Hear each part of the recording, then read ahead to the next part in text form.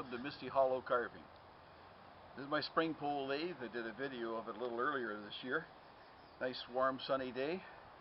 As you can see, the treadle down here, this foot pedal, is what I put my foot on. The cord wraps around the treadle is hooked to this cord, which goes up above to our big spring pole at the back, and the power on my foot, bending that down, returns that cord back up and gives me the revolutions. Probably about 490 RPM. And simply applying the chisel to it helps that. Now, your leg can get tired doing this part. So to design one more new lathe, I want you to come over here. We'll take a look at the newest one. This other lathe is a treadle lathe compared to the spring pole lathe. Just take a peek over this side. The treadle lathe is much the same kind of lathe bed. Here I have a big flywheel. You can see that in the video. I'll get it ready and put it up the top, give it a spin. And so the flywheel now does all the work for me. In the right spot here.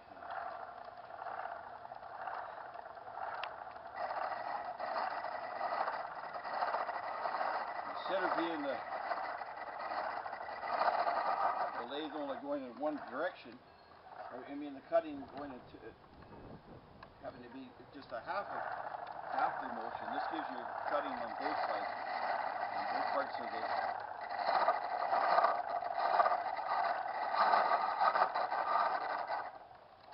Okay, just to come over, take a peek over to this side here. You can see the video. If you want to come around this side, you can see the flywheel, the way it's put together, and the treadle. As I push my foot down on this. Come a little closer and get a close-up of the shot of that. That's working. And the whole thing is this cord is our belt working, and the problem I had was up here making this pulley. If you come in a little closer, you can see the pulley. I'll slow down. I had to put a piece of the foam shelving paper on there to give me the grip on that pulley. Now the cord goes down in. I don't know if you can see that down on the top or not, but there's another idler pulley right down at the bottom here that holds the cord around this part. Here's the idler pulley here on this part. Now the whole thing is designed, if you can take a look on this side over here, this frame that holds the flywheel is connected to the main lathe stand, the main bed, by these two bolts that go through. So I've made this portable in order to take it in the car with it different places. So it's a matter of unscrewing these particular knobs, these two wing nuts, and then that whole part comes off again. So if you want to come around this side here, I'll just try to give this another demonstration. I may be having some problem with friction today. Get this turned to, just a problem of coordination. I got used to the spring pole lathe. To make deeper cuts, I have to go a little harder with my foot. That's it.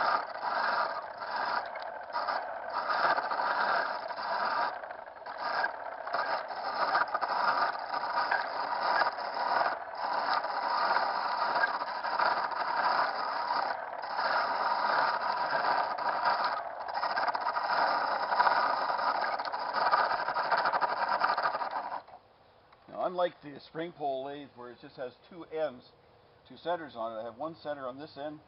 The whole thing is mounted in a 4x4 post, and if you can see just inside of this particular piece, there's a piece of cherry mounted into that block, and inside of the cherry there is a bearing, a ball bearing that's in there. You see one on this side also the same way. Now come around to this side over here, and we've got more the center stock and this tail stock here. It's just this piece stuck in through, so I made a knob out of the cherry. That tightens and tighten the nut, and away we go. So now if I'm going to start the lathe again, if you want to go back a little bit further there, you can get a look at both lathes from a distance.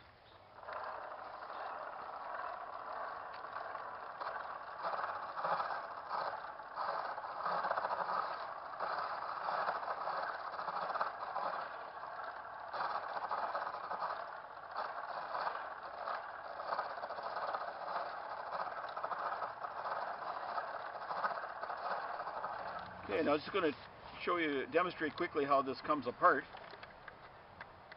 This fancy little connection. Drop down the treadle, and I have to take my belt off. Throw the belt up over the top. And come around this side and I'll take the wing nuts off. A little bit of a problem on this lawn to get the long bolts out of here, but it helps to line up the bolts a little bit longer.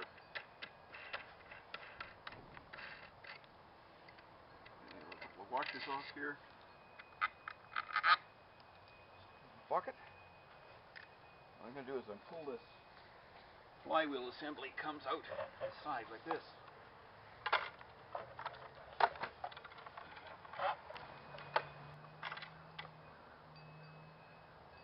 And after we release it, the flywheel assembly comes loose.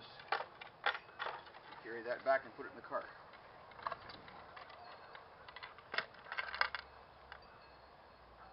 And have lathe with trowel.